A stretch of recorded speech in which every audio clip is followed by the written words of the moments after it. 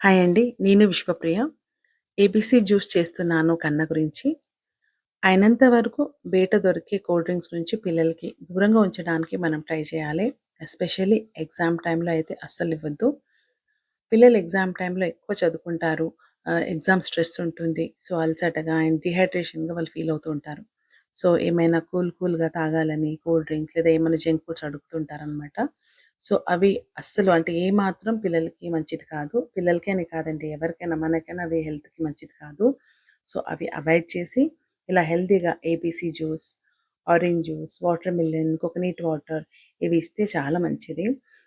Apple, beetroot, carrot ABC juice అండి. ఇది చాలా మంచిది. అంటే పిల్లలకి మెమొరీకి అయితే చాలా బాగా పనిచేస్తుంది.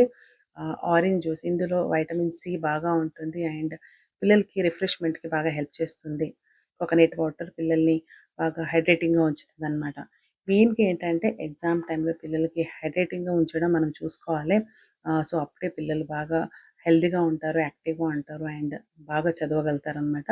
మీరు జ్యూస్ రకంగా అయినా ఇవ్వచ్చు, లేదా డైరెక్ట్‌గా ఫ్రూట్ ఇచ్చినా పర్వాలేదు.